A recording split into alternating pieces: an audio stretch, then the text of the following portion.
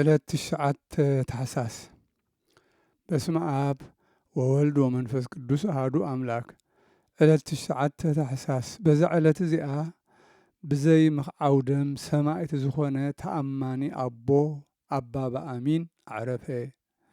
እዚ ቅዱስ እዚ ካብ ምኔት ሓጺብ ካብ ደቡብ ከባቢ እስሙናይን ሃገረ ግብፂ ጥቓ ሃገር ቅርሳ እዩ። ናይ ሓደ ሃብታም ሰብኣይ ኣመሓዳሪ ንብረቱ ነበረ። ብንጽህንኡን ብሓቅነቱን ከዓ ብኩሉ ፍቱው ነበረ። ሰይትታ ሃብታም ከዓ ንቅዱስ ኣባ በኣሚን ትፈትዎ ኣጸቢቓ እውን ተኣምኖ ነበረት። ኣባ በኣሚን ከዓ ብዛዕባ መወዳእቲ ዓለም ሓሰበ። መልእኽቲ ናይዚ ሃብታም ገዲፉ ከዓ ናብ ደብርታ ምኔት ከይዱ ኣብኣ መንኰሰ። እቲ ሃብታም ከዓ ቅዱስ ኣባ በኣሚን ከም ዝገደፎ እሞ ከም ዝመንኰሰ ምስ ሰምዐ ኣዝዩ ሓዘነ። ሰበይቱ ሒዙ ናብኡ ኸደ። ናብኦም ንኽምለስ ከዓ ለመንዎ። ንሕና እውን ፈጺምና ካባኻ ክንፍለ ኣይንኽእልን ኢና፣ ኣይንሓድገካን ኢና ከዓ በልዎ። ንሱ ከዓ ኣነስ ንእግዚኣብሔር ተማባጽዐ ክምለስ ኣይክእልን እየ በሎም እሞ ገደፍዎ። ካብኦም ብምፍላዩ ኣጸቢቖም እናሓዘኑ ተመልሱ። እዚ ቅዱስ ኣባ በኣሚን ከዓ ንጐይታ ተጸሚዱ ብኹሉ ጽቡቕ ገድሊ ብዙሕ ዓመታት ተጋደለ። እዚ እውን ኣይኣኸሎን። እንታይ ደኣ ምእንቲ ጐይታና የሱስ ክርስቶስ ምስጋና ንዑ ይኹን ሰማዕትነት ክቕበል ደሙ ክኽዑ ደለየ። ናብ ሃገረ እንዴናው ከይዱ ንብዙሓት ክርስቲያን ክኹንንዎም ከለዉ ረኸቦም። ንሱ እውን ብጐይታና የሱስ ክርስቶስ ምስጋና ንዑ ይኹን ተኣመነ። ዓብይን ዘደንቕን ኩነኔ ኾነንዎ። ስጋኡ ብሓዊ ኣቃጸልዎ፣ ኣካላቱ ቆራረጽዎ፣ ኣብ መንኰርኰራት ማለት ዕንክሊል ኣእተውዎ፣ ኣባትር ሓጺን ኣርሲኖም ኣብ ስጋኡ ኣቐመጡሉ። በዚ ኩሉ ስቓይ ዋላ ሓንቲ ይኮነን ጸኒዑ ቀጥ በለ። ጐይታና የሱስ ክርስቶስ ከዓ ምስጋና ንዑ ይኹን ብዘይ ገለ ጉድለት የተንስኦ ነበረ። ኣብ ከምዚ ዝበለ ስቓይ ከሎ ዘበነ ሽግር ተወድአ። ጻድቕ ንጉስ ቆስጠንጢኖስ ነገሰ። እቶም ብዛዕባ ስም ክርስቶስ ተኣስሩ ኩሎም እሱራት ፍትሕዎም ኢሉ ኣዘዘ። ንኹሎም ቅዱሳን ፈትሕዎም፣ ነፍሲ ወከፎም ከዓ ነናቦታኦም ከዱ። ቅዱስ ኣባ በኣሚን ከዓ ናብ ደብሪ መእተዊ ሃገረ እስሙናይን ከደ። እግዚአብሔር ከዓ ዓብዪ ጸጋ ፈውሲ ሃቦ። ንኹሎም ሕሙማት ድማ ዝሕውዮም ኮነ። ዜናኡ ከዓ ኣብ ኩሉ ዓድታት ተሰምዐ። ንንግሥቲ ሰይቲ ንጉስ ሮማ ኣዝዩ ዓብዪ ሕማም ረኸባ። እዚ ሕማም እዚ ከዓ ብዛዕባ ሓደ ፈራሂ እግዚኣብሔር ዲያቆን ምስኣ ዝነበረ እዩ። ንሱ መጽሓፍ ራእይ ዮሃንስ ኣቡ ቀለምሲስ ኩሉ ግዜ የንብበላ ነበረ። ሓደ ካብቶም ኣመሓደርቲ ቤተ ንጉስ ከዓ ቀኒኡ ናብ ንጉስ ከይዱ ኦ ጐይታይ ዲያቆን ዮሃንስ ምስ እመቤተይ ንግሥቲ ሰበይትኻ ከም ዝድቅስ ፍለጥ። ንሱ ብምንባብ መጽሓፍ ራእይ ዮሃንስ ኢሉ ኩሉ ግዜ የመኻኒ በሎ። ንጉስ ከዓ እዚ ምስ ሰምዐ ኣጸቢቑ ሓዘነ። ሽዑ ብድድ ኢሉ ከዓ ኣብ ኣዳራሽ መንግሥቱ ኣብቲ ንግሥቲ ሰበይቱ ዘላቶ ኣተወ። ነቲ ዲያቆን ከዓ ኣብ ቅድሚኣ ራእይ ዮሃንስ ወንጌላዊ ከንብበላ ከሎ ረኸቦ። ሽዑ ነዚ ዲያቆን ወሲዶም ምስ መጽሓፉ ኣብ ባሕሪ ኸጥሕልዎ ኣዘዘ። ክልተ ሰብኡት ወሲዶም ኣብ ንእሽቶ ጃልባ ኣቐሚጦም ኣብ ባሕሪ ኣጥሓልዎ። እዞም ክልተ ሰብኡት ከዓ ሓደ ራእይ ረአዩ። ብምስሊ ብርሃናዊ ሰብኣይ ወሪዱ መጺኡ ከዓ ነቲ ዲያቆን ምስ መጽሓፉ ምንጥል ኣቢሉ ናብ ወደብ ወሰዶ።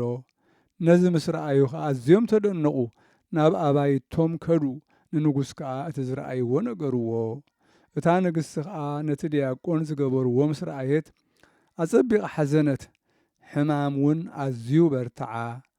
ውሽጢ ኣካላታ ቆሰለ።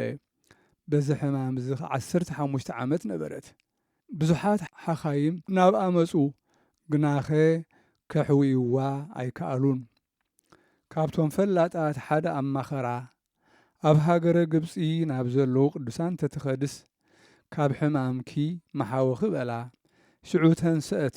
ምስኣ ከዓ ብዙሓት ሰራዊት ኣኸቲላ ኣብ ሃገረ ግብፂ በጽሐት ናብ ብዙሓት ኣድባራት ዘወረት እሞ ግና ኣይሓወየትን ናብ ሃገረ እንዴናው በጽሐት እቶም ዝረኣይዋ ድማ ብዛዕባ ምምጽኣ ኣዝዮም ተደነቑ ኩሉ ሽግራ ነገረቶም ንሳቶም ከዓ ናብ ኣባ በኣሚን ክትከይድ ኣማኸርዋ ኣብ መርከብ ተሳፊራ ድማ ናብ ደብረ ኣባ በኣሚን በጽሐት ብዛዕባኣ ከዓ ነገርዎ እንሆ ንግስቲ በኣኻ ክትባረኽ ናባኻ መጺእ ኣላ በልዎ ንሱ ከዓ ምስ ንግስቲ ምድሪ እንታይ ኣሎኒ በሎም ምርኻቡን ኣበየ ቶም ኣሕዋት ከዓ ዓብዪ ልመና ለመንዎ ካብኡ ናብኣ ወፀ እሞ ምስ ረኣየቶ ኣብ እግሩ ሰገደትሉ ንሱ እውን ብዛዕባ ሕማማ ኣብ ቅዱስ ዘይቲ ጸለየላ ምስ ቀብኣ ከዓ ሽዑ ንሽዑ ካብ ሕማማ ሓወየት ንሱ ከዓ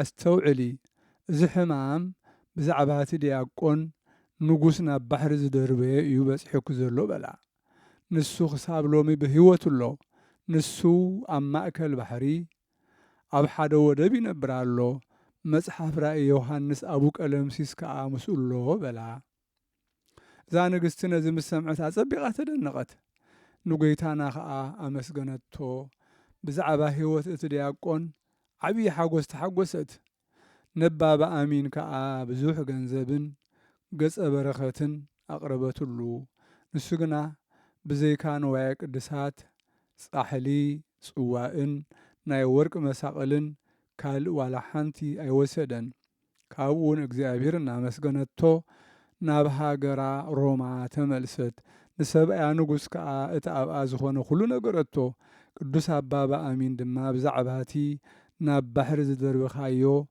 ዲያቆን ንሱ ክሳብ ሎሚ ሕያው ከም ዘሎ ዝነገራ ኣዘንተወትሉ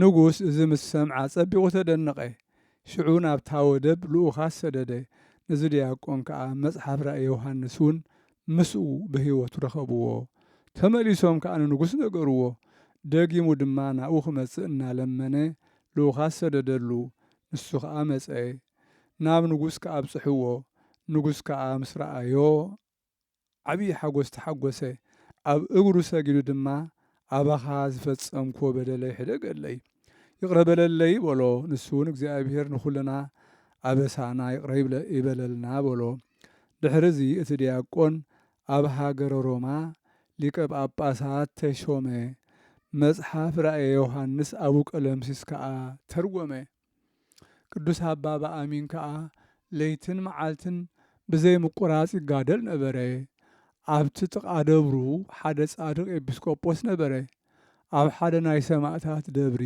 ምስ ብዙሓት ምእመናን በዓል ክገብር ከሎ እንሆ ዓላውያን ኣርዮሳውያን ሓደ ሓሳዊ ኤጲስቆጶስ ሒዞም ካብቲ ህዝቢ ንብዙሓት ከስሕቱ ጀመሩ እቲ ኤጲስቆጶስ ናይቲ ሃገር ከዓ ናብ ቅዱስ ኣባ በኣሚን መጺኡ ኩሉ ሓዘኑ ብዛዕባቶም ዓላውያን ነገሮ በል በዓል ሰማዕታት ምስ ኮነ ኣባ በኣሚን ምስቶም ህዝቢ ኮይኑ ጐይታና ምኽሪ ናይዞም ዓላውያን ክብትን ብልማኖን ብስግደትን ጸለየ ካብኡ ብኢዱ በትሪ ሆሳእና ወሰደ እቶም ምስኡ ዘለውን ከምቲ ናቱ ሓደ ሓደ በትሪ ብእዳዎም ሓዙ ናብቶም ዓለውቲ ኣርዮሳውያን ከድሞ ሰጐግዎም ምስጉን ዝኾነ እግዚኣብሔር ከዓ ንምኽሮም በተኖ ካብዚ ንዳሓር ኣይተመልሱን ብድሕሪዚ ኣባ በኣሚን ዓበየ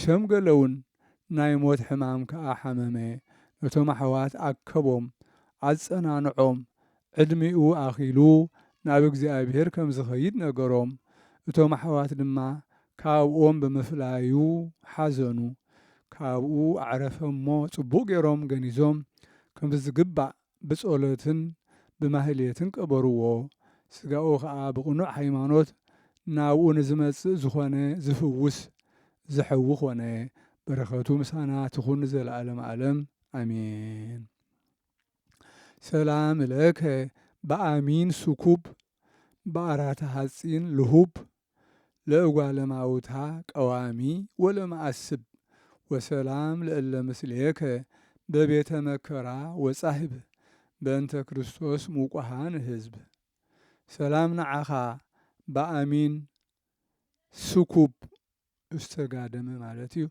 ኣብ ዓራት ሓፂን ርሱን ልሁብ ንዝኽታማት ተጣባቒ ከምኡውን ንምኣምን ንምኣስብ ሰላም ከዓ ነቶም ምሳኻ ዘለዉ ኣብ መከራ ኣብ መጻብብ ምእንቲ ክርስቶስ እሱራን ህዝብ በዛ ዕለት እዚኣ ንበድላም ንኣርምያ ንዘካርያስ መነኮስ መዓልቲ ዕረፍቶም እያ ጸሎቶምን በረኸቶምን ምሳና ይኹን ንዘለዓለም ዓለም ኣሜን።